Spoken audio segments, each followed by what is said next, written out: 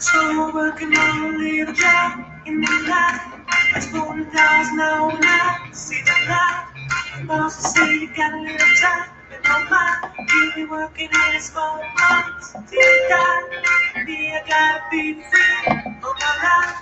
I want a little cream cheese in my pie. Alright.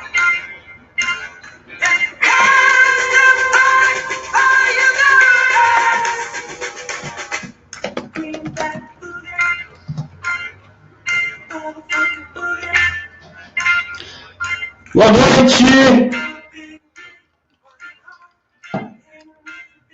Olá, pessoal! Olá, pessoal!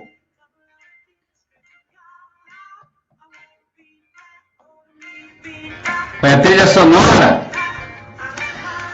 Trilha sonora! Deixa eu contar para vocês aqui qual é. Só se o ECAD não pegar a gente, tá? Greenback Boogie é o tema do Suits. Série maravilhosa que fala sobre advogados. Greenback Boogie. Boa noite! Oficialmente!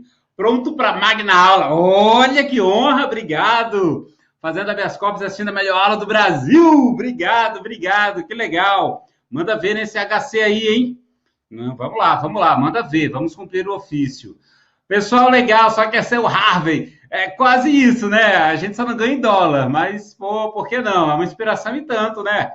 Harvey é um cara que sabe negociar, a gente tem muito a aprender com ele. Problemas para assistir? Pessoal, verifica aí como é que tá a sua conexão. A minha conexão, como sempre, ela não é nem Wi-Fi, ela é direto na rede para não ter problema, com muita internet aqui. Tanto que a provedora nem tem mais internet, é o plano maior, não tem condições de ter outra para não ter problema. E, além disso, dá um restart, vê se no S tiver com muito problema, diminui a qualidade do seu vídeo para ele não ficar em HD, né? Você vê um pouquinho menos qualidade, mas você acompanha, então não tem problema, eu vou ficar bonito do mesmo jeito, tá bom? Então, vamos embora, começando agora, não perdeu nada, acabamos de entrar, só eu dançando, você perdeu, mas não é uma cena muito bonita. Pessoal, boa noite oficialmente. Antes de começar, quero saber de onde vocês são, a cidade que estão falando. Eu quero saber de onde os nobres causídicos deste país adentro e país afora estão se conectando com a advocacia superior. Pessoal que estava aqui fazendo contra-razões ao resto, muito bom. Natal, Brasília, estamos aí. Mogi das Cruzes, legal, não está aparecendo, dá um restart. Vitória, Maringá, Vila Velha, São Paulo, Santo Ângelo, Caxias do Sul, Campinas, Nova Olímpia e Mato Grosso, que legal. Mogi Mirim, Brasília, Lauro de Freitas, 3 Rios, Cristiano, Mariana, Bangu, Guarulhos, Goiânia, São Luís, minha terra, hein, Diogo, sou maranhense com muito orgulho. Marabá, segura Marabá, Anápolis, legal, caraca, gente de tudo que é lugar. Copacabana, aí tá maldade, hein? Palmas também, muito bom. Legal, pessoal, obrigado por vocês estarem aqui. Muito bem-vindos. Se é a primeira vez que você está aqui, é a primeira vez, creio que está me vendo ao vivo, talvez tenha assistido algum replay. Porto Alegre também. Porto Alegre, estarei em Porto Alegre daqui a umas 3 semanas. Vou passar por Porto Alegre rapidinho. Florianópolis, adoro Florianópolis, passei o último Réveillon aí. E, então, nós vamos falar rapidamente sobre recurso especial. Rapidamente nada, já estou avisando que nós teremos aí cerca de 1h40 de aula, tá bom? Então, já se programa. Pode deixar gravado por um período. Quem ficar até o final vai receber a replay sim, tá bom? Então, nós vamos... E também o material, como eu sempre disponibilizo. Tem uma pessoa que mandou mensagem, e estava na aula passada, eu não consegui, não recebi o material. O material está disponível para download lá na mesma página onde você fez o cadastro, advogadosuperior.com.br. Você vai lá e tem um botãozinho para fazer o download, tá? Então, é simplesinho fazer isso.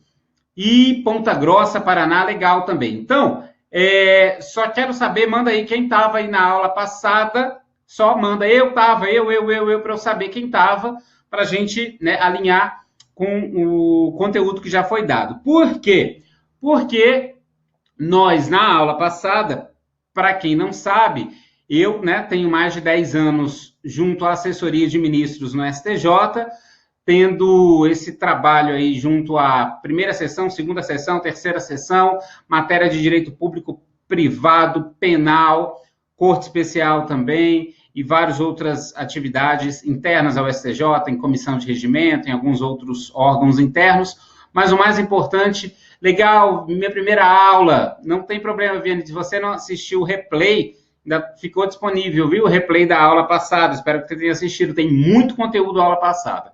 E nesses mais de 10 anos, eu estava em Apucarana, olha só, Apucarana, Orlando, nós já temos uma pessoa de Apucarana, membro da comunidade de advogado superior, tá?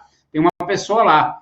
Então, o que eu observei nesses mais de 10 anos, sempre assessorando ministros?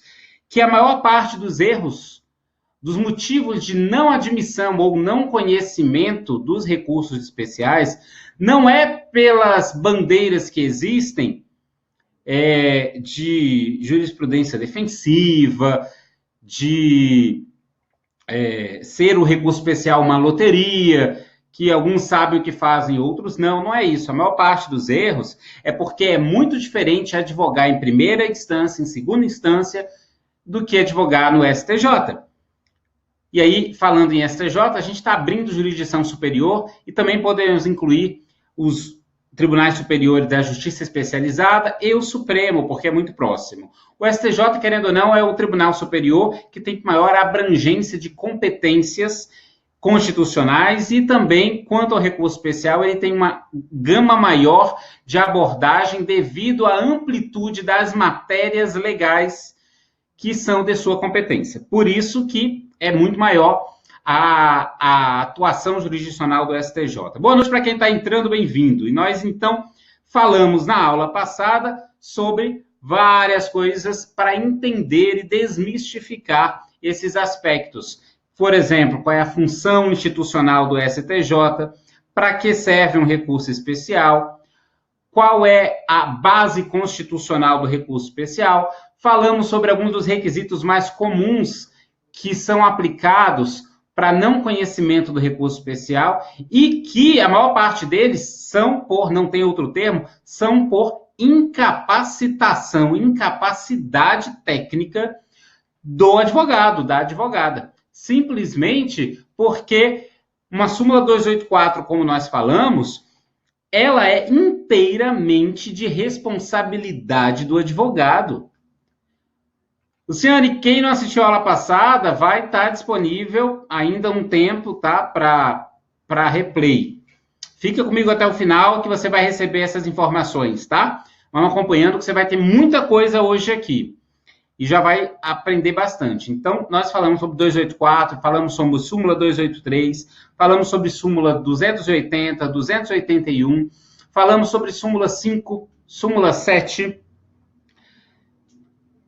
legal. Então, nós tivemos uma série de informações. Vou colocar aqui para vocês, então, para começarmos o nosso slide, para vocês não ficarem tão enjoados da minha beleza na sua tela. E aí, um resumo do que nós falamos um pouquinho sobre a aula passada, incluindo também a diferença entre reexame e revaloração. Só para passarmos em revista isso tudo. E o que nós vamos falar hoje? Olha, hoje nós vamos falar sobre algumas coisinhas além dessas. Nós vamos falar sobre algumas situações também da súmula 284, que foram faladas as 6 hipóteses de cabimento da súmula 284 na aula passada. Para quem não estava aqui, só para contextualizar, a súmula 284 é aquela súmula chamada de inépcia da petição recursal. É um apelido que a gente dá na prática, tá? No dia a dia, porque ele não consegue explicar, ou não diz o artigo, ou não aponta o permissivo constitucional, ou não tem congruência entre o que fala e o artigo violado, ou fala uma coisa e a decisão, o acórdão recorrido está com outra matéria, nada a ver com aquela. Então, é interessante assistir a primeira aula antes? Não, são algumas questões complementares, você não vai ter prejuízo, não. Não é assim completamente É complementar, mas não é tão sequencial assim. Vai ter muita informação aqui que tira por si só, tá? Pode ficar aqui comigo sem problema. Então, nós vamos seguir aqui dando alguns exemplos da súmula 284, que por si só já vão ser suficientes, que não estavam lá na aula passada. Então, agora você vai acompanhar aí com o conteúdo do slide que está na sua tela. Reforçando, relembrando o texto da súmula 284, que é do Supremo. E aí nós temos várias súmulas que são do Supremo aplicáveis ao STJ, por exemplo, as súmulas 280, 281, 282, 283, 284, 287, 735, alguns exemplos das súmulas sobre admissibilidade que são aplicáveis. O STJ incorporou o texto dessas súmulas. Diz a 284, é inadmissível o recurso extraordinário, isso explica porque ela fala em extraordinário, quando a deficiência na sua fundamentação não permitir a exata compreensão da controvérsia. Por isso que existem as necessidades de mostrar de forma pontual, nada daquela petição genérica que nem faz em apelação, ou que nem faz na inicial, me fatum dado tibius, aquele brocardo latino não se aplica no STJ, porque é uma corte com competência constitucional específica de uniformizar a interpretação das leis federais. E por isso ele tem que saber qual é a lei federal, em que sentido ela foi contrariada, por que ela foi contrariada. Tem que ser específico, não é só dar o direito, porque ele não analisa fatos. Uma hipótese da 284 que nós não tínhamos abordado. Vamos pensar a seguinte situação. Você entra com um recurso especial dizendo que o artigo 1022 do Código de Processo Civil foi violado. O artigo 1022, para quem não sabe de cabeça, é aquele que fala dos embargos de declaração. Cabe embargo de declaração quando a decisão embargada for obscura, contraditória, omissa ou insistir em erro material. E aí, entra com embargo de declaração lá na origem, o tribunal diz que não tem nenhum vício, não houve omissão, não houve contradição, aí você vem com recurso especial dizendo o seguinte, houve omissão sim. Para eu dizer essa omissão, eu tenho que apontar o artigo 1022 como violado, porque eu tenho que dizer qual é a lei federal que foi violada. Nesse caso, então, o artigo 1022 da Lei Federal 13.105, que é o Código de Processo Civil. Então, eu digo que o artigo 1022 foi violado. Eu falo, entrei com embargo de declaração, o tribunal deu uma decisão padrão, as omissões persistem, é importante para decidir a causa, o judiciário tem que se manifestar sobre as questões, não pode passar batido sobre esses aspectos, é necessário para o deslinde da causa, é isso, é aquilo, é importante, está omisso. Tá? Fiz um resumo, né, das alegações. E aí vem essas alegações todas. Ok, vindo essas alegações todas, o que acontece? Acontece que, muitas das vezes, não dá para conhecer o recurso especial nesse ponto. Por quê? Porque ele não diz qual foi a omissão. Tem que dizer exatamente. O acórdão foi omisso porque não analisou o tema da ilegitimidade passiva de fulano de tal. Opa, já especificou qual foi o objeto da omissão. O acórdão recorrido foi omisso porque ele não tratou da importância de ouvir a testemunha tal, que foi rejeitada, cuja oitiva foi rejeitada em primeira instância. Eu estou dizendo qual foi o vício. O acórdão recorrido foi contraditório porque falou de um jeito assim e de outro tal. Olhem só aí no slide como é que está essa decisão. Olha aí, um acórdão relatado pelo titio Ricardo Cueva. O recurso especial indica violação ao 535, que era o artigo do CPC de 73, mas traz somente alegação genérica. E por isso é deficiente na fundamentação. Súmula 284, eu tenho que saber qual é especificamente o vício que foi violado. O pessoal está dizendo aí que está travando? Não. Estão acompanhando, estão comigo aí, né? Vamos seguindo. Outra hipótese da súmula 284, olha só como é que ele faz aqui, ó. Isso aqui é um trecho de uma petição de RESP, tá bom? apesar de instada expressamente a fazê-lo por meio de embargos interpostos e tal, absteve-se a corte de origem de se manifestar acerca dos relevantes temas. Ademais, os embargos foram postos não apenas para suprir a omissão e remover a contradição, e tal, e ele vem falando sobre isso, exigidos nos verbetes simulares números tais. Agora, me diga só, por esses itens aí, 22 e 23, qual foi o tema, a matéria, a controvérsia, o ponto, a questão omissa? Não sei.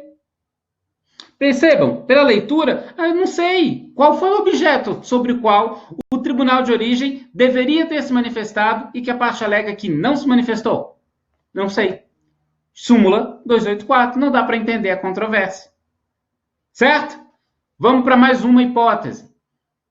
Quando ele não especifica o dispositivo. Nós falamos que uma das hipóteses da súmula 284 é quando a parte vem trazendo toda a fundamentação, explicando todas as razões, mas ele não indica o dispositivo. Fala um texto brilhante que seria uma doutrina maravilhosa, mas ele não diz qual foi o artigo violado, súmula 284.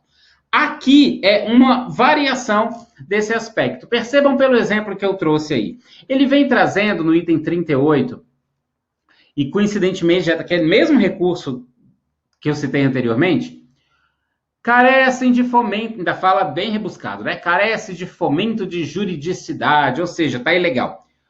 Os fundamentos com o fim de justificar a exclusão do encargo de capitalização anual de juros. Então, ele está questionando que não caberiam juros, capitalização de juros anuais.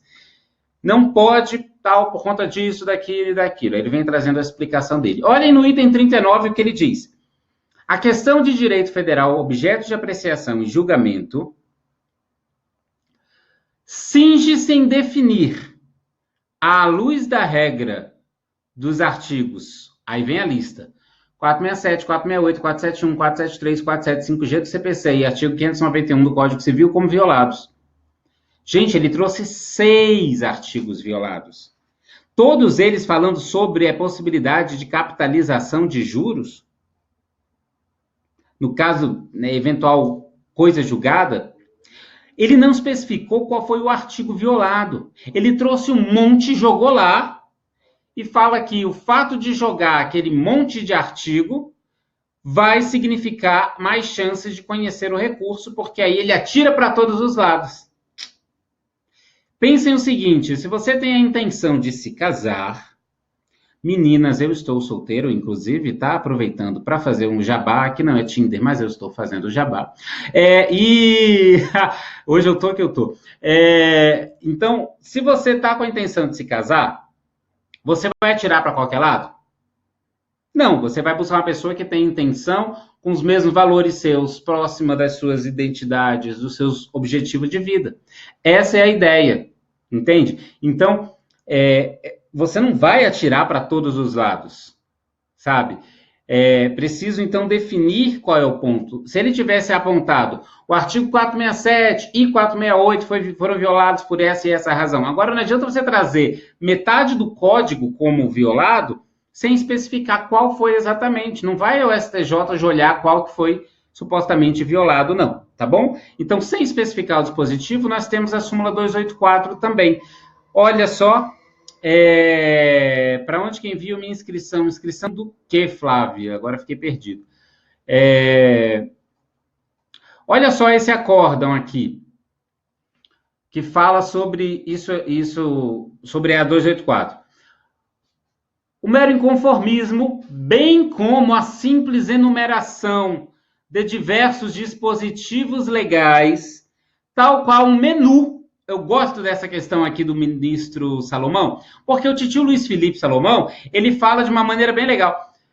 O menu é onde está ali tudo disponibilizado. Então, falar em disponibilizado, vai disponibilizar o PDF? Sim, para quem ficar até o final, vai ficar disponível igual o da primeira aula também. Tal qual um menu onde o recorrente coloca à disposição do julgador diversos artigos para que se possa escolher. Não, tem que indicar exatamente. Olha como ele diz, quer ver? Mais para frente, está aqui, ó. compete à parte recorrente indicar de forma clara e precisa qual dispositivo legal, artigo, parágrafo, inciso ou a linha que entende ter havido violação. Então, ele tem que especificar, se não, colocando um monte da súmula 284 também. Inscrição para solteirice. Aí já tenho candidatas, ó, tá vendo? Muito bom. Como ter acesso à primeira aula? A gente vai baixando lá. Pessoal, eu vou fechar aqui a conversa, senão a gente não avança a aula, tá bom? E daqui a pouco a gente volta para responder as perguntas. Terceira hipótese. Súmula 284 também. Isso aqui interessa muito vossas senhorias, não é? Os honorários, é claro que sim. Honorários. Por que caberiam súmula 284 quando eu tento majorar ou tento diminuir os honorários? Falam que eles estão irrisórios ou se eu estou recorrendo pela outra parte dizendo que eles estão exorbitantes. Muitas vezes, se eu não digo qual é o valor dos honorários, qual foi o valor da condenação ou da causa, para poder ter o STJ, o parâmetro e verificar se está adequado ou não. Então, eu preciso dizer qual foi o valor ou qual foi o percentual.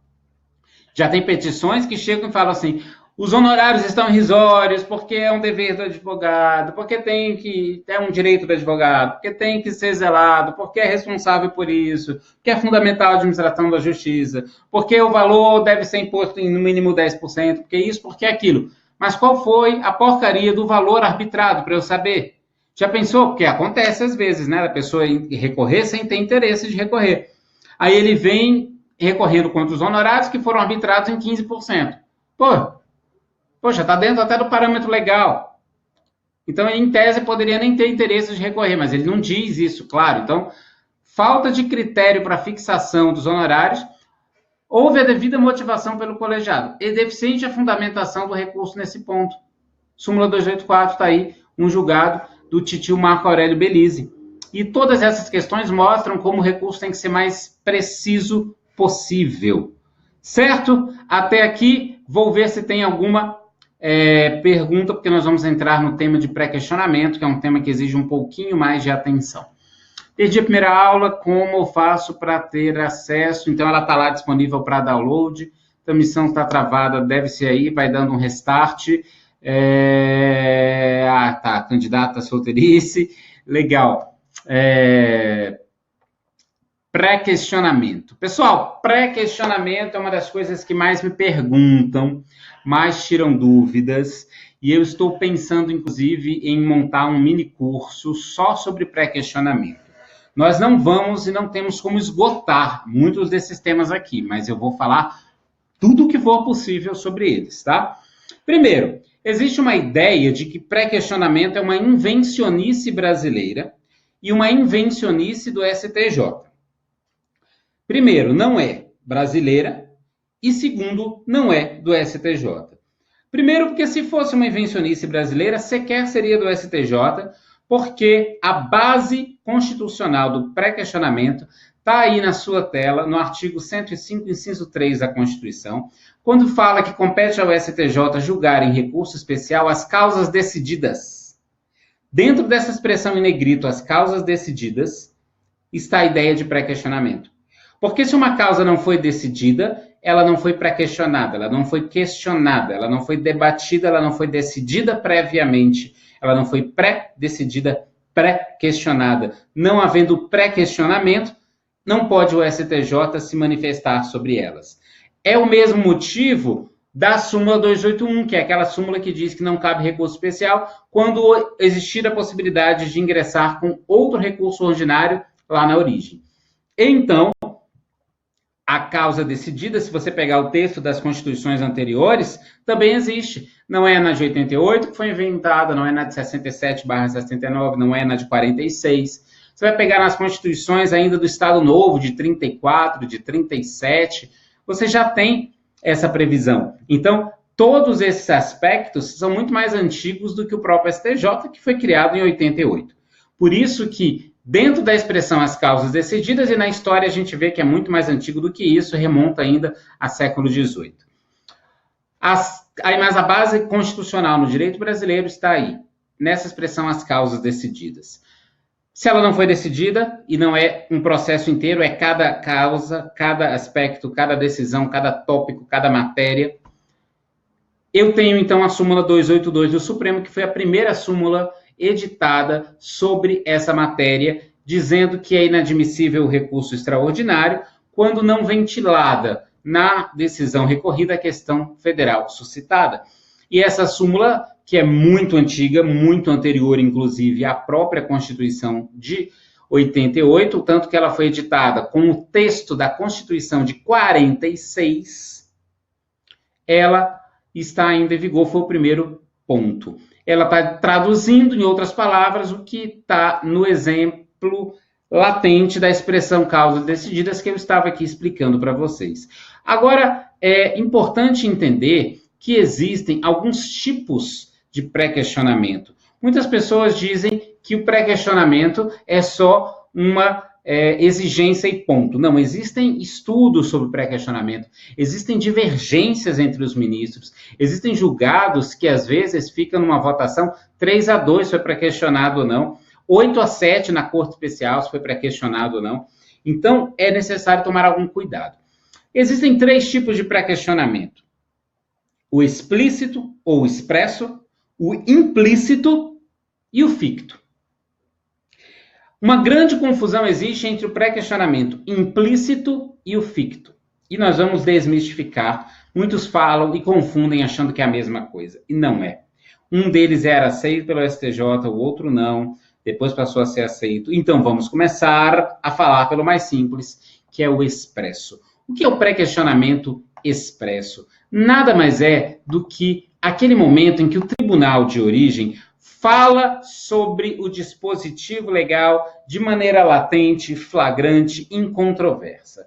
Olha só este exemplo que eu trouxe de um acórdão.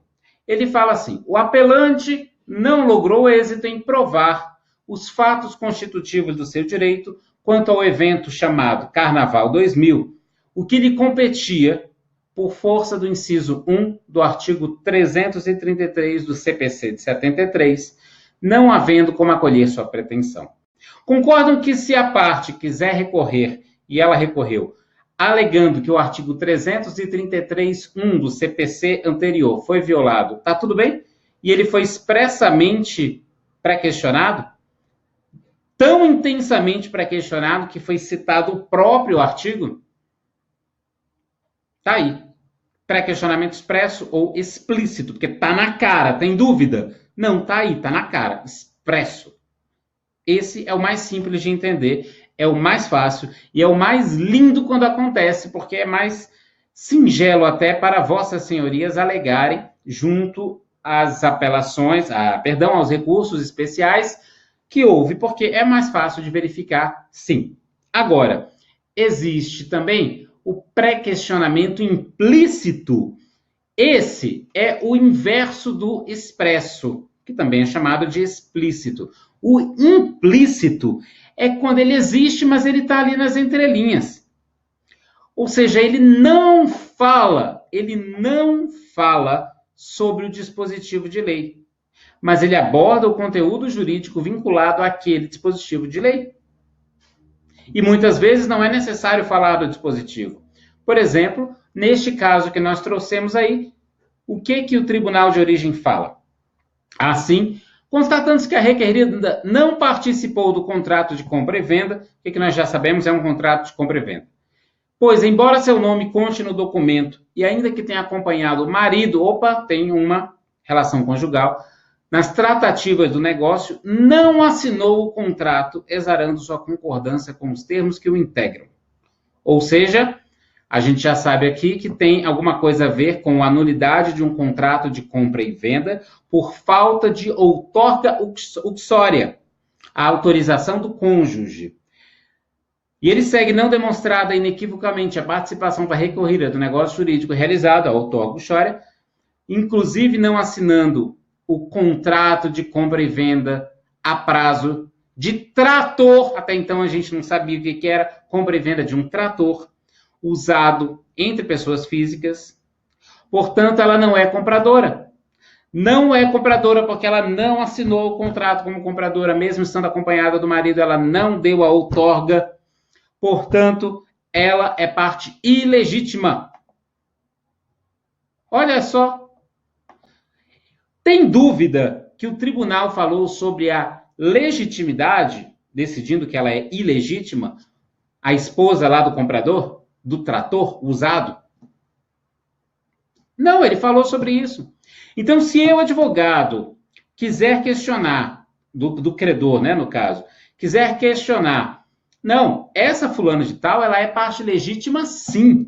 Eu posso entrar com RESP por essa alegação? Posso. Eu poderia muito bem, lá no CPC anterior, porque foi desse caso, alegar violação ao artigo 3º, ao artigo 267 do CPC anterior, porque são os artigos relacionados. No CPC atual, posso alegar lá os respectivos artigos, que ainda não tenho de cor, se não me engano, no artigo 10, que fala sobre a legitimidade, capacidade de estar em juízo e tal. Então, eu posso alegar esses dispositivos sem problema nenhum.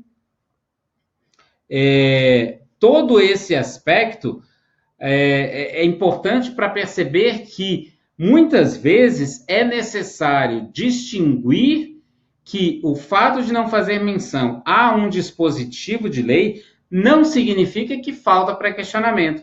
E o fato de fazer menção a um dispositivo também não significa pré-questionamento. Mas aí é um outro aspecto. Geralmente, quando ele faz a referência, já é mais simples de verificar. Nesse caso aqui, do trator, nós vimos que houve o pré-questionamento, e nesse caso do pré-questionamento, eu posso alegar, sim, entrar com recurso especial.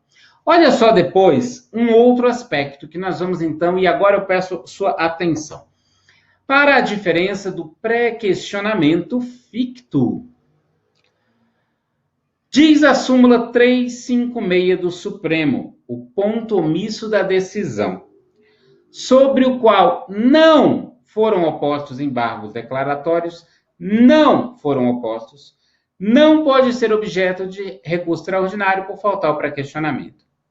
Em outras palavras, ela diz, se foram opostos os embargos de declaração, eu considero pré-questionada a matéria. Aqueles pontos sobre os quais não foram opostos os embargos não podem ser recorridos porque não foram pré-questionados, tendo ou não tendo o tribunal se manifestado. A súmula 356 do Supremo encampa a tese do pré-questionamento ficto, entendendo a Suprema Corte que o advogado fez tudo que estava ao seu alcance ao opor os competentes embargos de declaração, porque não pode obrigar o tribunal a se manifestar. Era o entendimento do Supremo, do pré-questionamento ficto, que está materializado na súmula 356.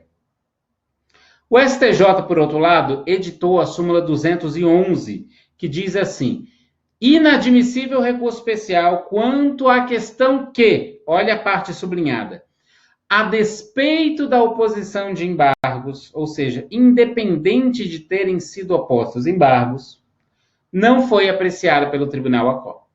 Percebam que na 356 do Supremo, a Corte fala que não foram opostos embargos de declaração, então eu considero não pré-questionada. Logo, se foram opostos embargos e o tribunal não se manifestou, a parte fez o que precisava, eu considero pré-questionada. O STJ diz, mesmo que tenham sido opostos, mas se o tribunal não se manifestou, eu considero que não houve o pré-questionamento.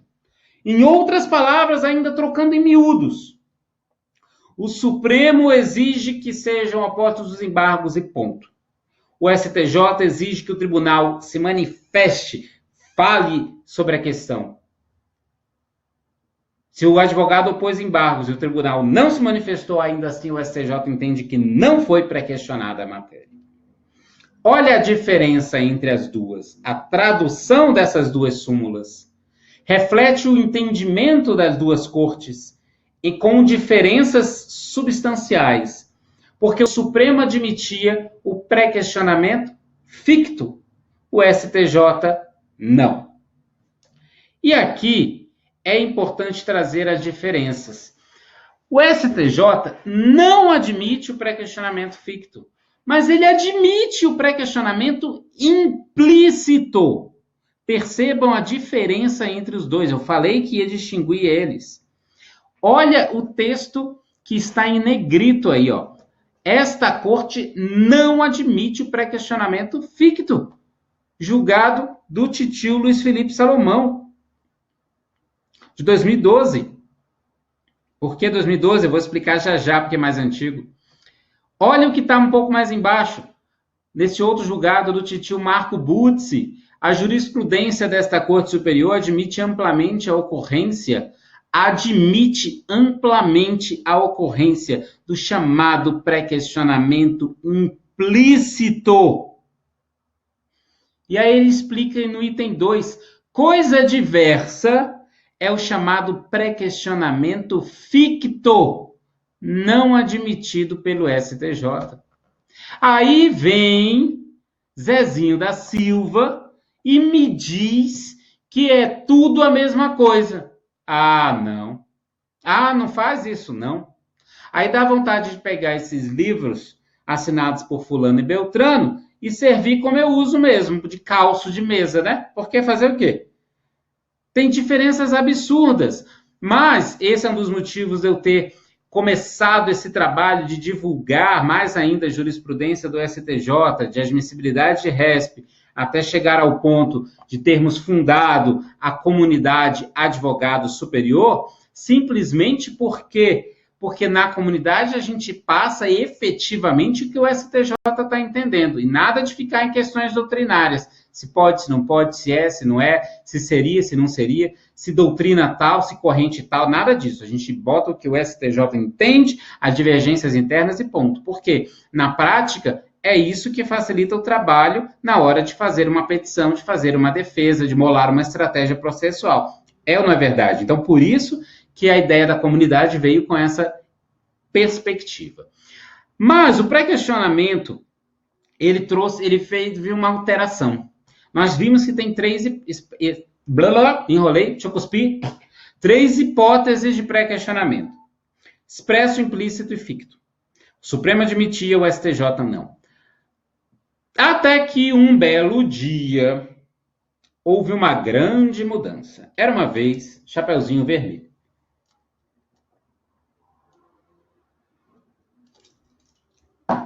E um tal de Luiz Fux, o ministro Fux, então, no STJ, que presidiu a comissão de juristas e conseguiram, então, aprovar o tal do CPC de 2015. O CPC de 2015 diz em seu artigo 1025 algo diferente. Ao terminar a explicação de pré-questionamento, eu dou uma olhada nas perguntas, tá? Diz o artigo 1025, consideram-se incluídos no acórdão os elementos que o embargante suscitou para fins de pré-questionamento, ainda veio com uma grafia errada, porque pré-questionamento é tudo junto, ainda que os embargos de declaração sejam inadmitidos ou rejeitados. Ele diz o quê? Ele diz que será admitido pré-questionamento ficto. Em outras palavras, é isso. O entendimento do STJ de não aceitar o pré-questionamento ficto com base na súmula 211 foi modificado, esvaziado, completamente revirado. Caramba, e agora? E aí veio uma série de questões. Tem uma corrente que defende que esse artigo é inconstitucional, porque a exigência do pré-questionamento está lá no 105.3 da Constituição, que a causa tem que ser decidida. Não sendo decidida, não pode ser presumidamente ficcionalmente presumida. Eita, será que eu acertei? Acho que sim. Então, não pode ter essa presunção ficta, é uma corrente. Outros entendem que, sim, é pré-questionamento ficto, ponto. Outros entenderam de outra forma, e é isso que nós vamos ver, porque foi consolidada a jurisprudência até neste momento, no seguinte sentido. Somente é admitido pré-questionamento ficto com base no 1025 do CPC Na única hipótese em que no recurso especial tenha sido também alegado o artigo 1022 como violado. Não adianta nada alegar que o 1025 permite o pré-questionamento ficto se eu não disser, abrindo um tópico no recurso especial, que o artigo 1022 foi também violado. Por que interpretação da parte final do 1025 que diz: caso será realizado o pré-questionamento ficto, caso o Tribunal Superior considere existentes erro, omissão, contradição ou obscuridade.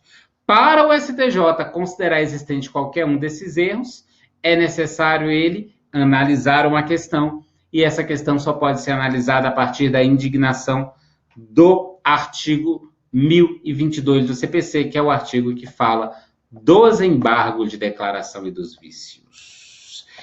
E como eu prometi, vamos encerrar aqui antes de entrar nas outras questões para ver as perguntas rapidamente. O que nós temos aqui? Tal e tal, e tal, tal.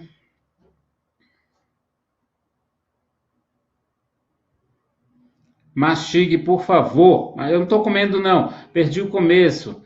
Tá difícil. Ok. Vai. O que fazer quando o tribunal de origem, no acórdão, não se manifesta sobre toda a matéria, apresentado embargos, e o tribunal, claro, alega que não precisa se manifestar sobre tudo? Ok, esse é o entendimento do STJ também, que ele não precisa se manifestar sobre tudo. Acontece muito no TJ de São Paulo. Olha, em princípio, aí entra um ponto de estratégia processual. Em princípio, não tem nenhuma nulidade nisso, porque o STJ entende também que não precisa se manifestar sobre tudo, desde que tenham fundamentos, análises suficientes para decidir. Agora, o que precisa ser comprovado é que aquela análise daquele ponto poderia ser essencial para o deslinde da controvérsia, para uma mudança de entendimento. Aí vem a estratégia argumentativa do advogado. Tá bom, Rafaela? Vamos lá, Fábio. Diversidade de entendimentos dos tribunais, seja por turma, seja pelo tempo, mudança de jurisprudência, demonstra elevada importância de se recorrer de certas decisões. E muitas vezes precisam ser batidas, né, diversas questões antes de mudar. Me passa o e-mail, preciso tirar uma dúvida. Meu? Pode mandar lá no direct do Instagram, ou então o e-mail pelo qual você se cadastrou aqui, a gente pode conversar. Eu só não posso fazer consultoria jurídica por expressa vedação legal, tá? Vamos seguir então, já que não teve mais dúvidas sobre pré-questionamento, achei que ia ter um monte de dúvida aqui, vamos seguir para falar sobre dissídio pretoriano. Pessoal, olha só que interessante isso aqui. Antes de entrarmos em dissídio até, percebam como, naqueles casos da súmula 284, como cabe ao advogado, à advogada, corrigir a sua própria petição. Simplesmente porque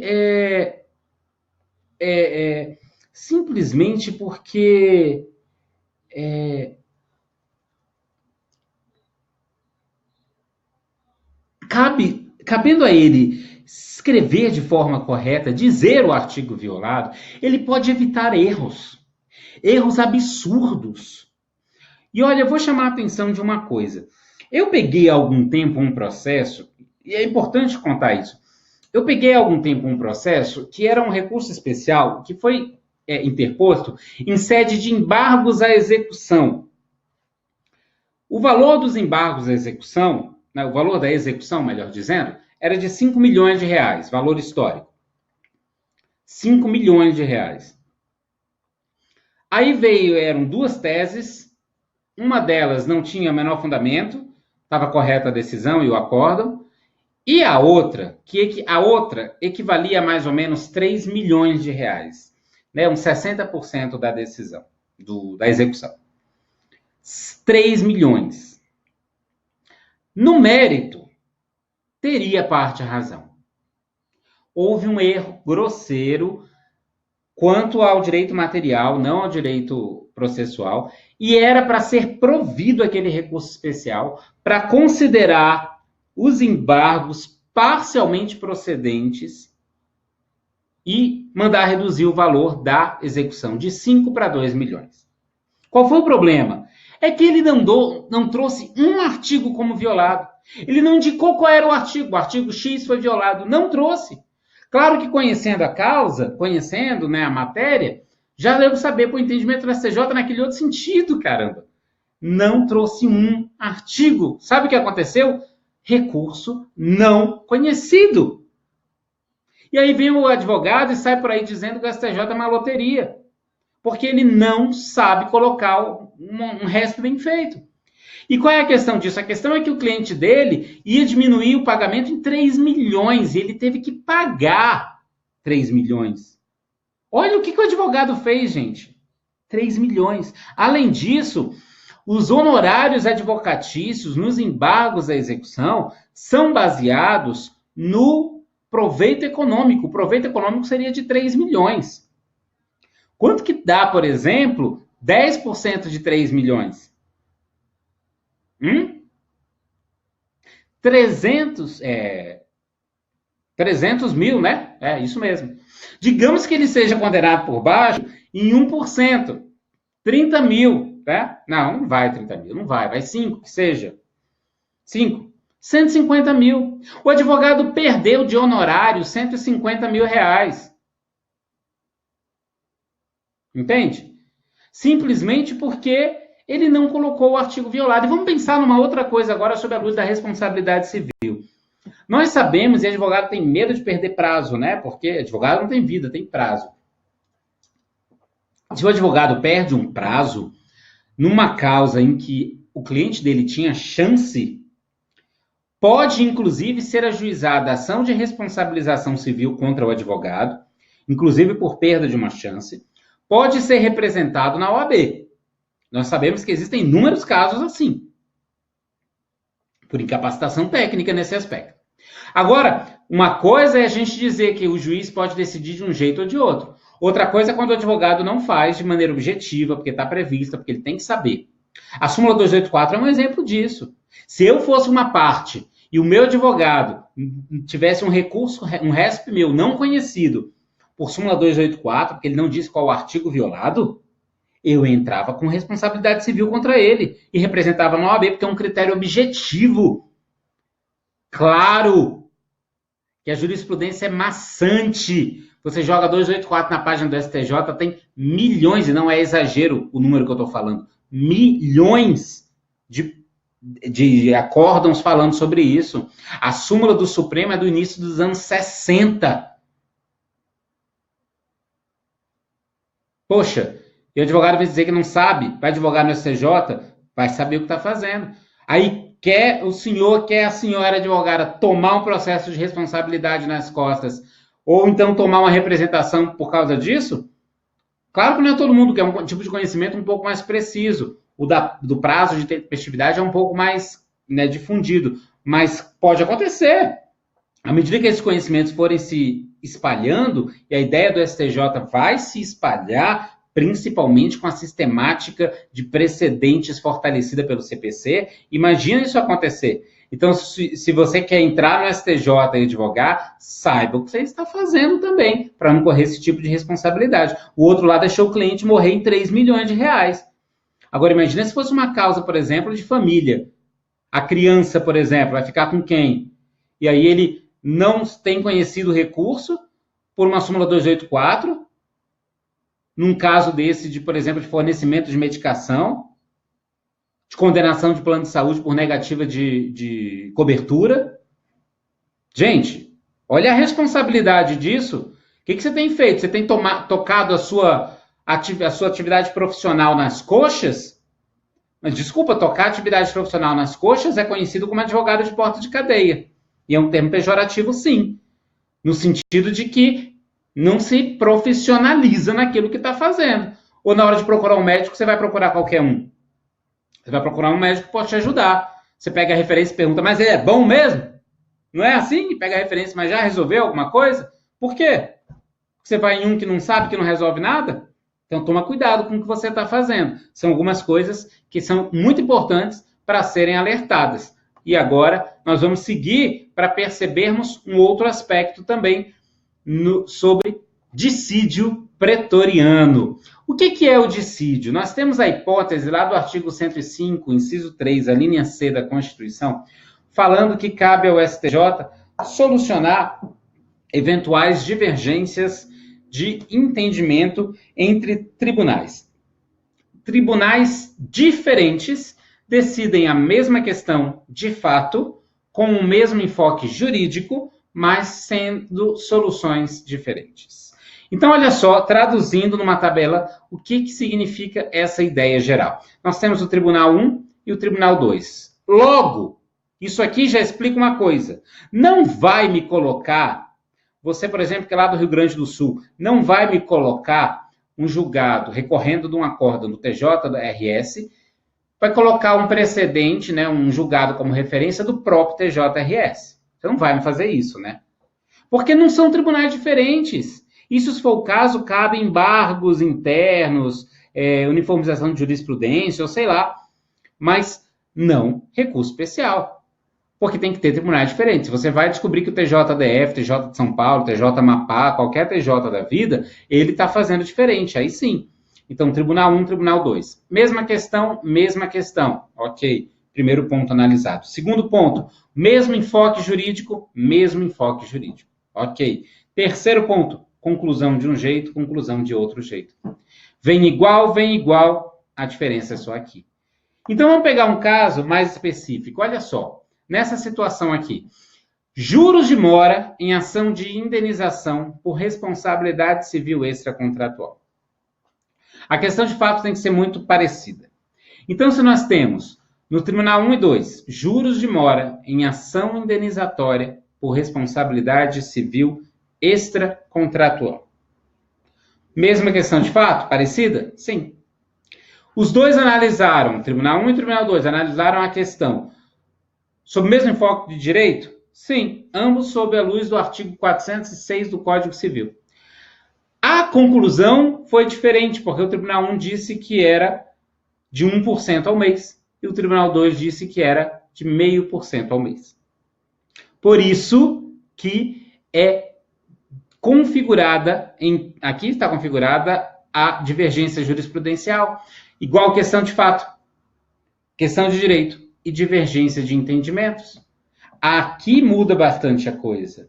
Olha só como nessa hipótese nós temos, em outros termos, o que o próprio STJ chama de cotejo analítico.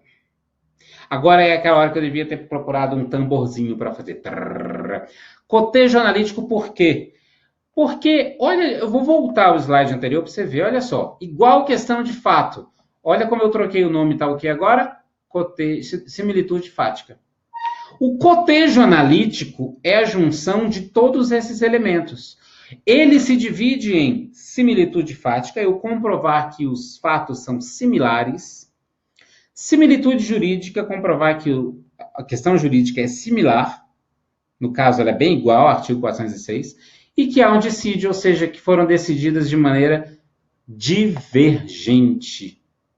É por isso que no dissídio pretoriano, também chama, né, divergência jurisprudencial, nós temos essa característica muito peculiar, muito específica, de comprovar que um tribunal decidiu de um jeito e o outro decidiu de outro. E esse cotejo analítico, que é a soma da similitude fática, similitude jurídica e dissídio em si, a divergência em si, não é comprovado, o cotejo não é comprovado simplesmente juntando qual a ementa. Eu vou dizer, olha, estou recorrendo dessa decisão, o TJ do outro estado decidiu de outro sentido, está aqui a ementa. Pela ementa, eu não posso saber se há uma similitude de fatos, se há uma similitude de direito. Eu não tenho só pela ementa como saber isso. Eu preciso analisar mais a fundo a questão. Eu preciso ter esse tipo de cuidado. Então, aí já vem alguns dos requisitos. Por exemplo, o STJ diz que não basta para comprovar o dissídio a mera reprodução ajuntada de ementas. Por isso que eu acabei de lhes falar. Então, vamos ficar atentos que, além de todo esse aspecto, de toda essa importância, nós temos que mostrar que, naquele caso, todo o cotejo está demonstrado. E como é que nós fazemos isso? Olha só o que eu vou trazer para vocês aqui. Olha que interessante esse trecho. É um trecho grande, mas eu vou deixar ele aí também para sua consulta, de um recurso especial. Vejam, nobres ministros, que a similitude fática está em todas as decisões paradigmas. Ele trouxe as decisões antes, explicou, e essa parte que eu colacionei aqui é só o resumo final. Todas versam direito de marcas e patentes e uso indevido de marca registrada. Ele está comprovando, está trazendo a ideia de que há uma similitude fática. Todas versam pretensão de empresa titular da marca, a abstenção de uso, indenização por danos morais e materiais, similitude jurídica. Contudo, o dissídio jurisprudencial entre as decisões paradigmas expostas e o caso dos autos residem nos seguintes pontos. Ele vem trazendo várias divergências. Na demanda entre as partes, objeto do presente recurso, a Câmara do TJ de São Paulo decidiu em não reconhecer a presunção dos danos morais, presunção de danos morais por uso indevido de marca registrada, exigindo a comprovação do comprometimento do nome e a mácula da marca. Aí olha só o item 2. Já nas decisões paradigmas, restou claro o entendimento de que o dano moral é presumido dano in re ipsa, quando demonstrado o uso indevido da marca. Olha só, gente, ele disse que a situação é a mesma, trouxe também que a situação jurídica é muito próxima. Antes ele já tinha trazido vários trechos dos julgados, e aí ele vai também trazendo outros aspectos. Há necessidade de reparação dos danos morais quando a personalidade da pessoa jurídica, através de propaganda enganosa. Aí vem lá no final. Ocorre, porém, que o TJ de São Paulo não deu continuidade ao ponto, trazendo essas questões. E ainda vem mais um trechinho dele. Fala da Convenção de Paris, que é a Convenção da Matéria, né? Dissídio a ser apreciado diante da similitude fática entre os acórdãos e o caso, e ainda considerando que uma mesma norma não deve admitir duas interpretações. Olha toda a ideia do dissídio aqui explicada. Incumbe ao STJ afirmar que a norma mais acertada, afastando incertezas, deve exercer esta função. Então, todos esses aspectos estão aí demonstrados. E aí eu lhes pergunto, está muito boa essa petição falando de dissídio? Será que está? Olha, estaria muito boa. Mas ele cometeu um erro mortal. Acabou para ele. Chora, bebê. Ele não disse qual o artigo de lei sobre o qual deveria ser analisado o dissídio. Qual o dispositivo legal acerca do qual houve dissídio. Percebam, eu trouxe aqui 3 páginas inteiras, ele falou bem, explicou bem, trouxe similitude fática, similitude jurídica, dissídio e tal, mas sobre qual artigo? Não sei. Sabe o que significa isso? Súmula 284. Simplesmente por isso. Então, olha só a responsabilidade. Ele fez um excelente cotejo, mas ele não preencheu um dos requisitos. E aí você vai me dizer, no dissídio também se exige a súmula 284? Claro, também. Também se exige o pré-questionamento? Sim.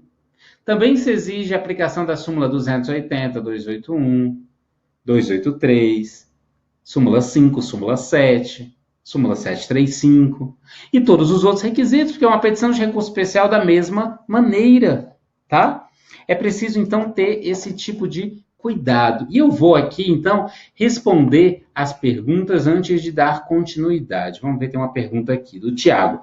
Professor, recurso em sentido estrito que ataca a pronúncia por parte da defesa, ok? O tribunal julga e anula a pronúncia em recurso somente da defesa. Sendo assim, o acusado fica em uma situação hipotética pior do que anteriormente pronunciado. Tá, ok. A pergunta seria, no sentido, se caso não haja pré-questionamento no júri, não importa o pré-questionamento no júri, primeira instância, não importa, é sempre no tribunal. Ou na apelação, também não importa, não há se falar em pré-questionamento na primeira instância, na apelação, nas contrarrazões. Pré-questionamento tem que ver com o acórdão recorrido. A questão foi pré-questionada no acórdão, decidida previamente no acórdão. Após a sentença condenatória, ok. Haveria possibilidade de se questionar em revisão criminal?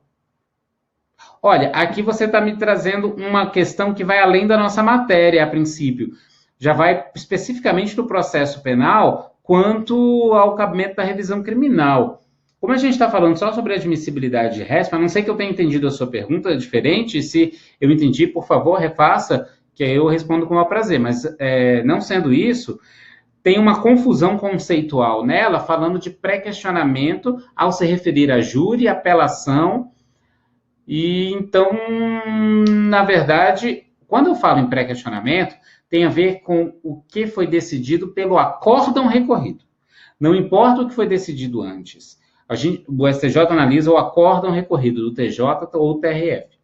Esse acórdão é que tem que ter analisado a questão antes.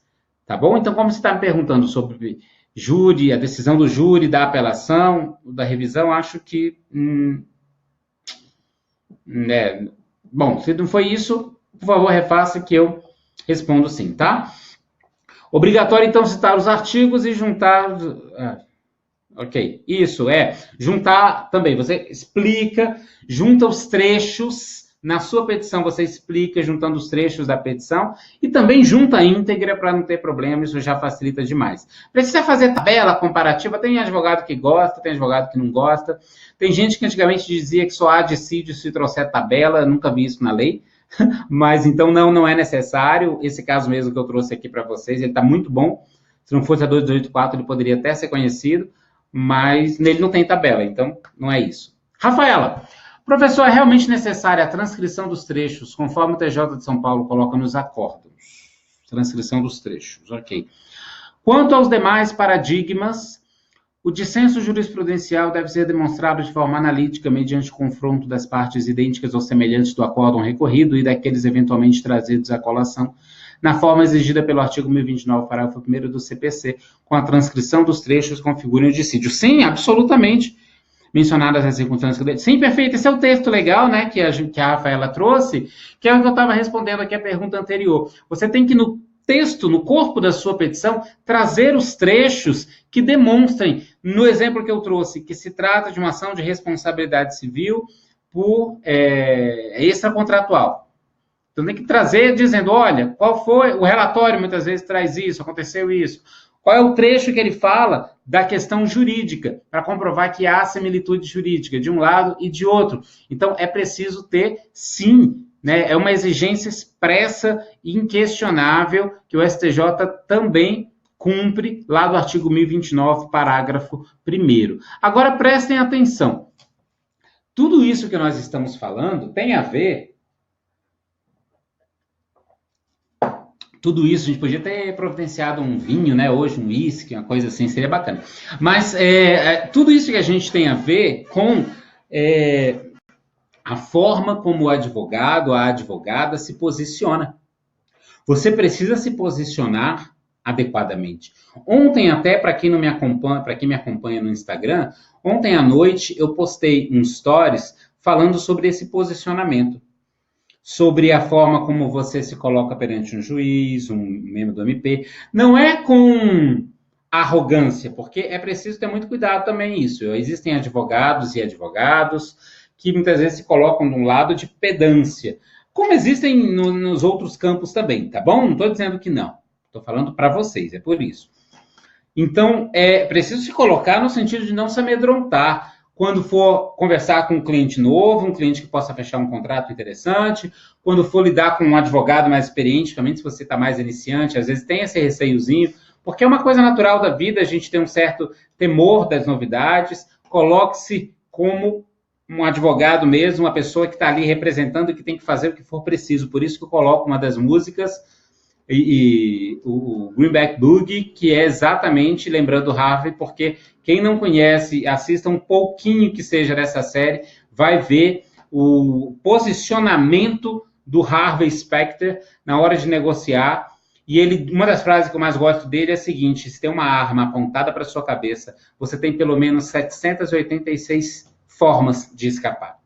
Porque você simplesmente não pode se amedrontar. Então, na hora que eu falo sobre isso, é importante lembrar o seguinte: quando você advoga em primeira instância, nós não aprendemos na faculdade de advogar. Nós vamos advogar na prática, vamos aprender ali. Então, quem advoga em primeira instância teve que ralar para aprender a advogar em segunda instância. Tem coisas muito diferentes quanto à sustentação oral, despachar com o desembargador, né, entregar memoriais. Da mesma forma, quando se fala em STJ, é uma outra realidade. Mas é um pouco mais inacessível, porque fica só em Brasília, menos recursos chegam aqui, tem até uma distância física. Então, apesar do processo digital ter facilitado muito isso, mas é um pouco mais inacessível, um pouco mais difícil. De qualquer maneira, quando chega aqui, você não pode advogar da mesma forma que você advoga na primeira instância. Se você quer ser um advogado, uma advogada superior, advogando junto às instâncias superiores, você tem que mudar a sua mentalidade sobre a forma como advoga. A forma como você se posiciona, se veste, se apresenta, se alimenta até, a forma como você defende as suas ideias, a forma como você escreve. Porque não adianta você colocar ali todas as questões que você sabe, e olha, de uma forma muito simples até, clara, mas se você não cumpre um requisito objetivo como esse que eu tenho batido tanto da súmula 284. Por que eu tenho batido tanto na 284? Porque a responsabilidade nas hipóteses de incidência da 284 é inteiramente a responsabilidade do advogado. Inteiramente. Não tem análise subjetiva ali, não. Não trouxe o dispositivo violado, 284. Não indicou qual é o permissivo constitucional 105.3A, 105.3B, 105.3C da Constituição. E isso cabe 284.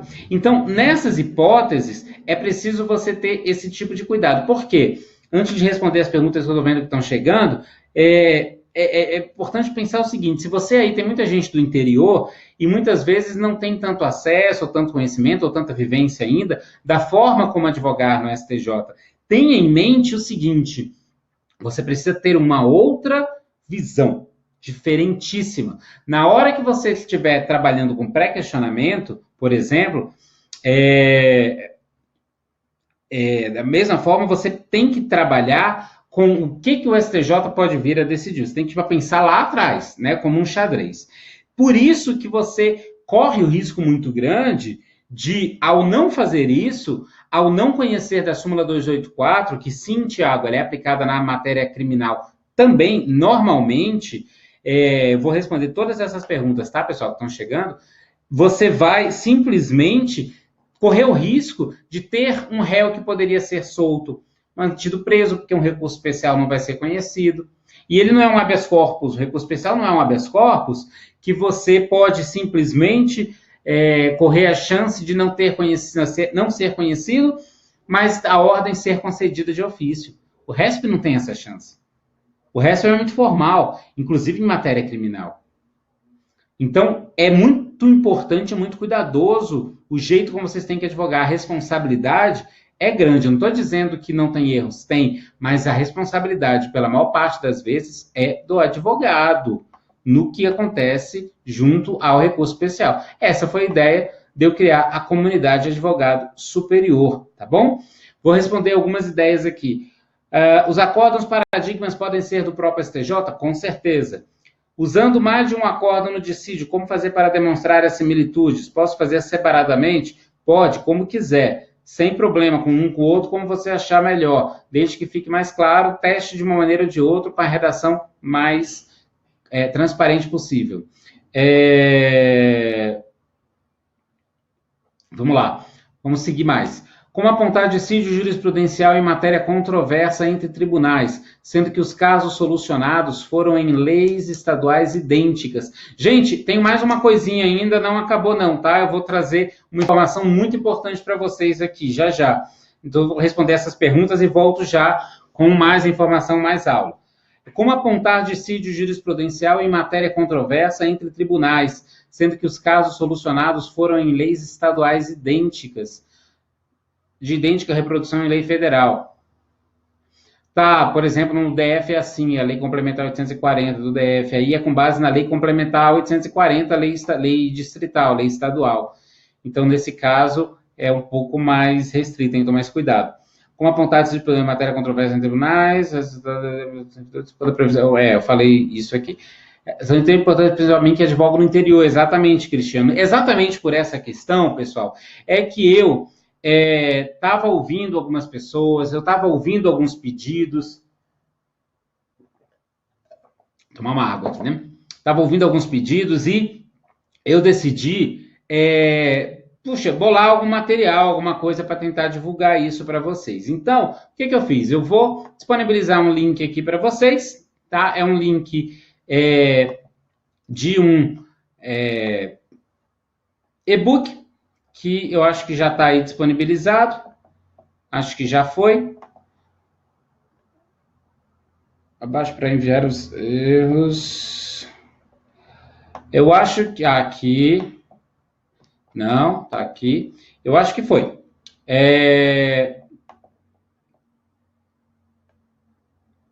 Caramba, não tá indo. Chosen offer. Aqui. Ok, publish. Não, tá certo. Então tá aí. O que eu fiz? Eu fiz esse material com 12 erros mais comuns no recurso especial e como evitá-los. Então é uma forma muito simples, um material, para quem quiser, está disponível aí. Então tá, eu achei que não tivesse, mas está aí disponível. Qual doutrina que eu indico em relação à RESP? Olha, tem muita doutrina no ponto de vista doutrinário, tem alguns doutrinadores que ficam falando sobre jurisprudência defensiva tanto. Eu estou trabalhando num livro que eu estou abordando na prática. Faça assim, escreva assim, tome cuidado com aquilo, de forma muito objetiva, muito serena, sem muita firula doutrinária, né? Não que não seja importante, mas é porque não é o meu objetivo. O meu objetivo é de forma mais pragmática. Então, tem esse material aí para quem tiver disponível. É um e-book, tá? Esse e-book com os 12 erros, ele tem um preço simbólico e uma coisinha para você ter acesso a essa informação que é de extrema relevância. Só clicar aí, você vai ser direcionado para o valor, para a página, e você, então, a aula vai estar disponível, viu? A aula vai estar disponível, sim. Vai estar disponível o replay, tanto da primeira quanto desta, e também o material que eu passei aqui, o PDF, vai estar disponível, sim, tá? Não tenha dúvida. Ele vai estar disponível na página do Advogado Superior para poder você baixar. Então, você já tem lá essa informação. A ideia desse e-book que eu fiz foi você ter acesso a essas informações, quais são os erros mais comuns e aqueles erros que não são tão subjetivos quanto à decisão. Eles são quanto à forma que o advogado escreve. Está escrevendo errado. Sabe aquela ideia de corrigir redação no colégio? Está escrevendo errado. Está falando como se fosse uma apelação. Está errado, tem que fazer assim, assim, assim. Não faça isso. Está aqui o julgado, está dizendo isso. Faça desse jeito. Então, o e-book ele está falando sobre isso. Foi uma forma que eu criei de facilitar essa informação, de divulgar. E não está direcionando para a página? Dá uma olhada aí, tenta de novo, Edson. Teve um pessoal já que disse que está. Então, parece que está funcionando tudo certo. Eu mesmo cliquei aqui para testar e foi normalmente, tá? Tenta aí ver se não tem algum plugin no teu navegador, alguma coisa assim. E aí lá você tem acesso a essas informações, são bastante casos, porque é muito importante, eu reforço, você ter a mudança de entendimento de como você vai agir, sabe? De como você vai se posicionar. Se você chega numa audiência de uma forma acanhada, não, eu vou ficar aqui, só vou responder sim ou não. Você não tem presença, muitas vezes o outro advogado domina a audiência. E se ele for bom em oratória, por exemplo, naquele embate pessoal, puxa, já era, né? Ele muitas vezes vai dominar mesmo e vai resolver essa questão, e aí você vai ter uma série de problemas. Às vezes é cometida alguma irregularidade do ponto de vista procedimental, processual, aí você fica tímido até de fazer um protesto ali para entrar com agravo, né, contestar ali.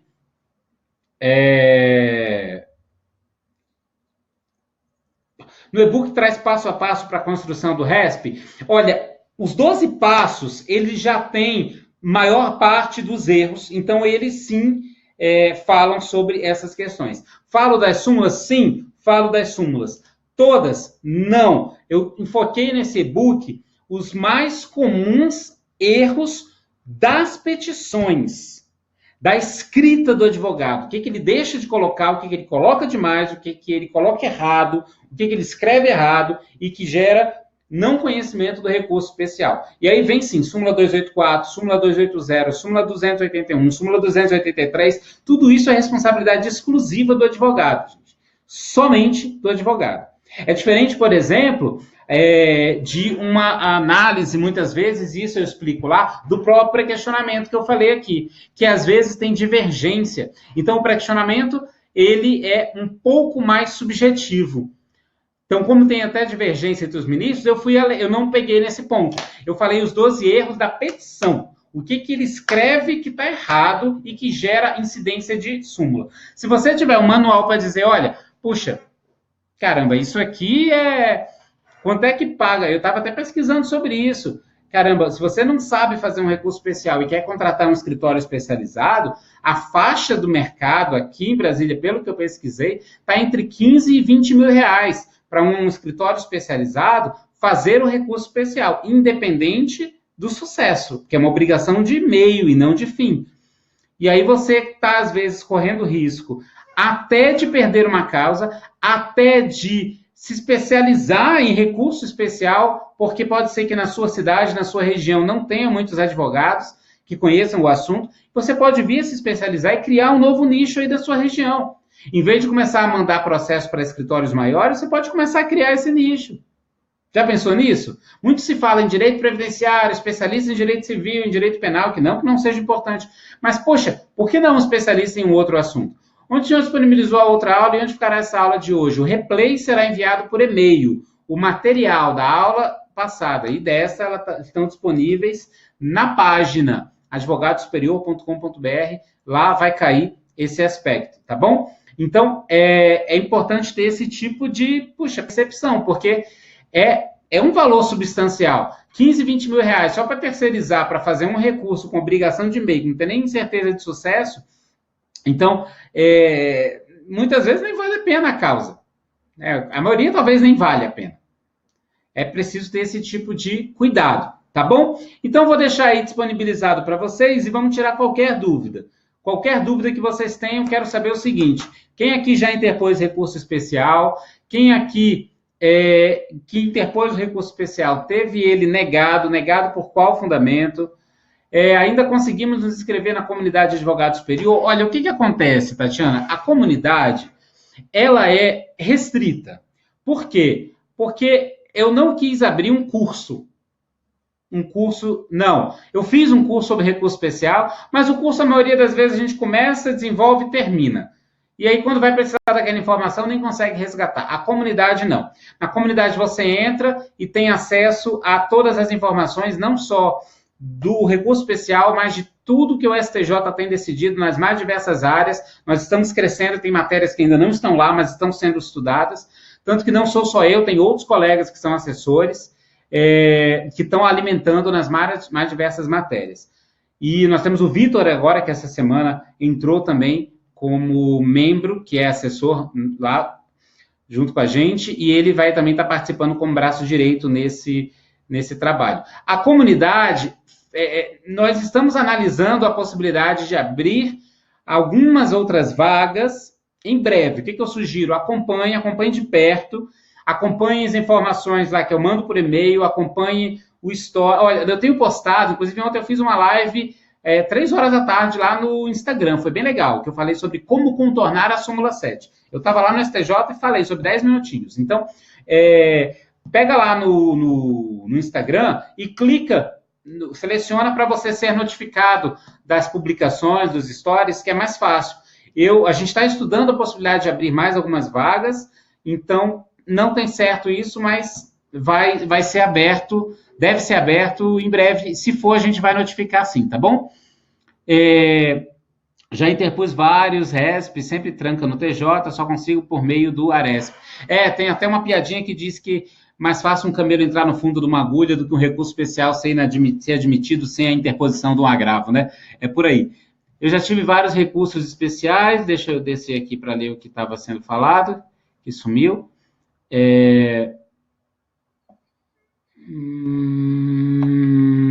Cadê? Sempre tranca e tal. Sempre tranca. O meu embargo de declaração será julgado dia 27/7. Depois interpor meu primeiro RESP. Sandra, que legal! Olha só, você já vai ter uma oportunidade maravilhosa de ter a chance de interpor um RESP de maneira não viciada, sem os riscos, sem os erros que muitos cometem. Então, sugiro o seguinte, nesse material que eu disponibilizei aí no e-book tem muita coisa. Esta aula de hoje também, na aula da semana passada, também os materiais, você já vai, assim, evitar muita coisa. Já pensou? Teu primeiro recurso especial já admitido, você está com a faca e no queijo na mão. Não deixa correr essa oportunidade fora, não. Dá uma olhada aí nesse material que eu disponibilizei, tá bom? Nesse e-book.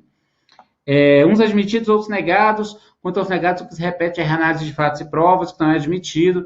Súmula 7, é bem comum. Eu nunca fiz um RESP, já contra a Razoei, principalmente as ações contra a União, mas acredito que em breve terei que interpor um RESP. Muito legal. Mandem para mim notícias, pode ser até no direct, tá? Lá no Insta, por e-mail. No direct é mais fácil de eu olhar mais rapidamente.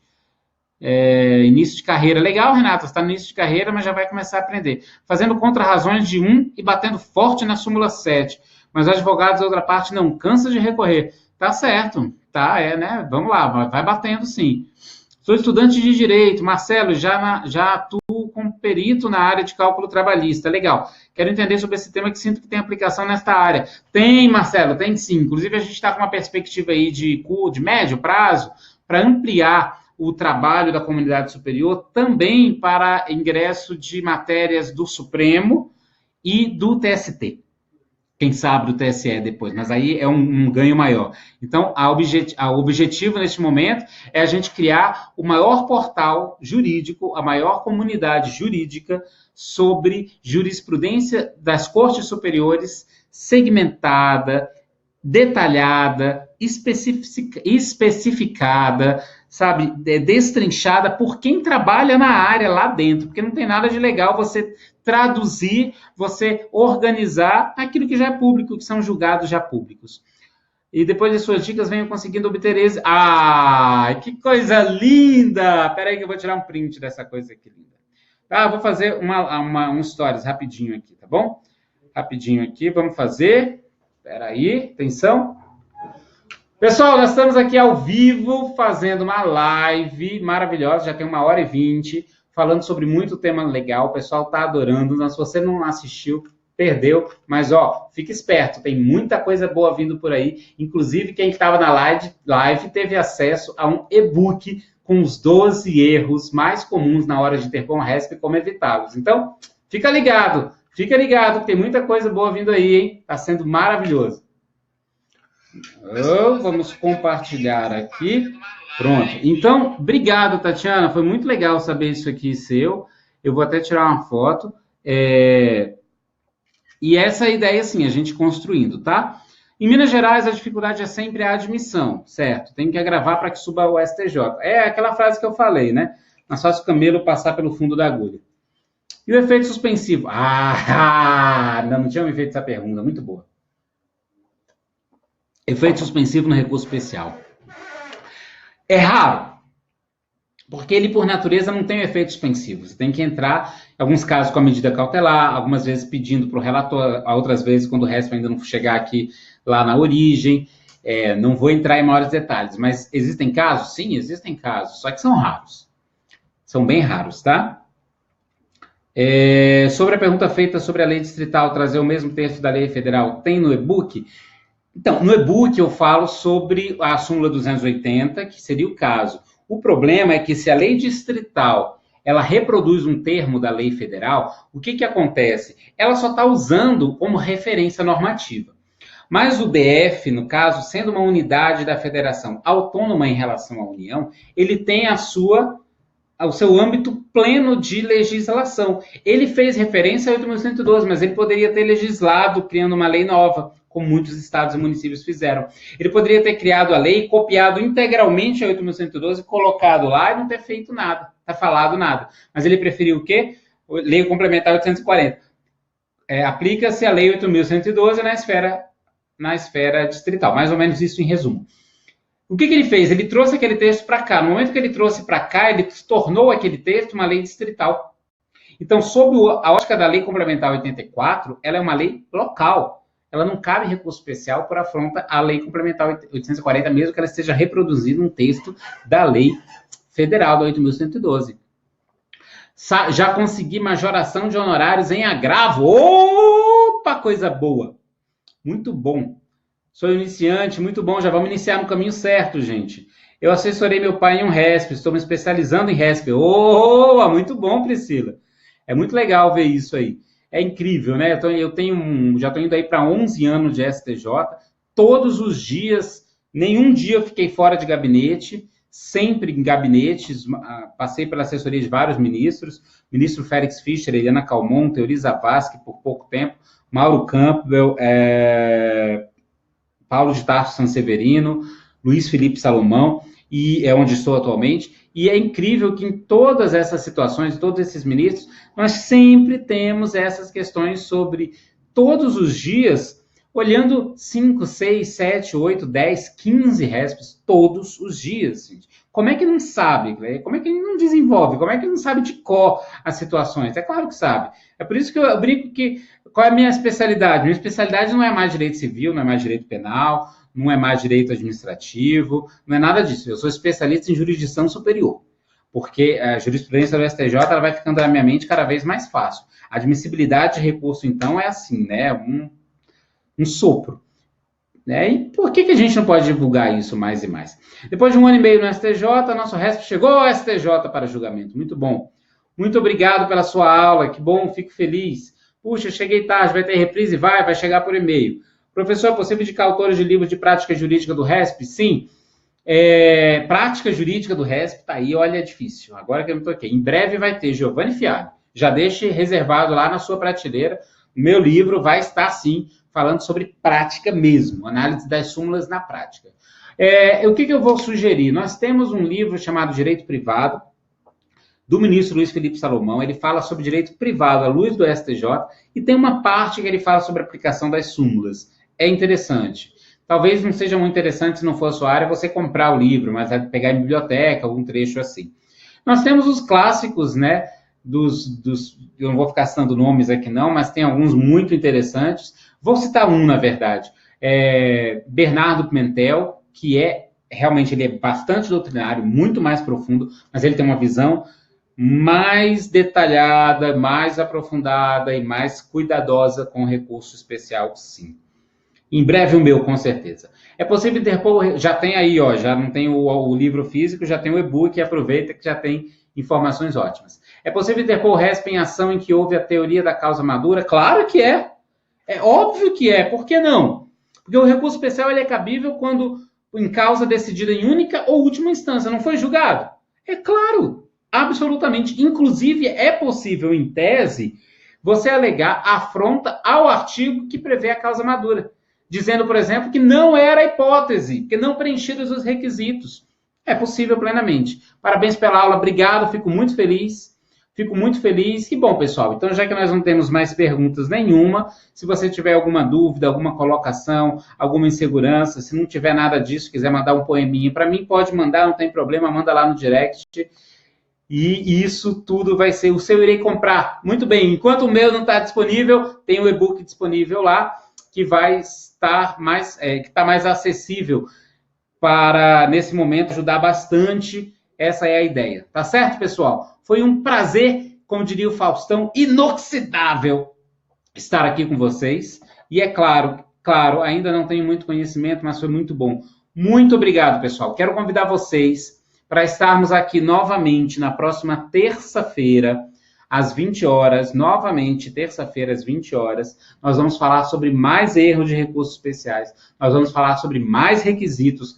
Essa série é só sobre admissibilidade de recurso especial, Obrigado, obrigado, obrigado, obrigado, obrigado, obrigado. A ideia é essa, vamos compartilhar conhecimento. A gente está no momento da economia compartilhada, por que não o conhecimento compartilhado? E nós vamos falar sobre mais recursos especiais, sobre outros erros, e vai ser legal, porque na aula que vem, eu já vou adiantar, eu vou trazer, a gente vai acessar a tela do meu computador e completamente livre, sem nada, eu vou fazer um recurso especial para vocês. Vamos fazer ele, não completamente inteiro, mas vamos colocar ele aqui. Faça assim, escreva assim, coloque assim, cuidado com isso, e vocês vão ver eu criando ele aqui na hora. Tá certo? Então, não perca, vai ser uma aula prática muito legal. Que bom! Obrigado, pessoal! Então, deixa eu colocar aqui minha musiquinha, que essa musiquinha aqui é impagável, para a gente aprender muita coisa.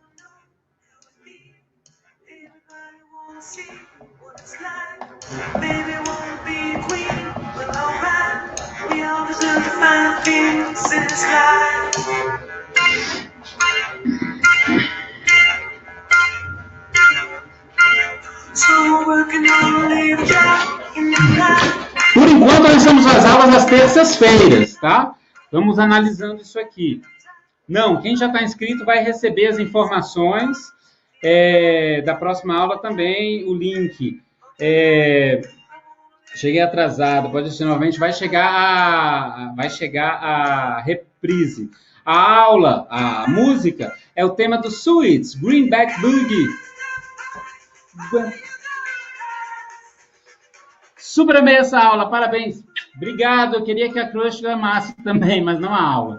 Tá bom? Então, tá aí, pessoal, peguem a aula, o Instagram. Que legal, obrigado, olha aí, já estão com o e-book na mão.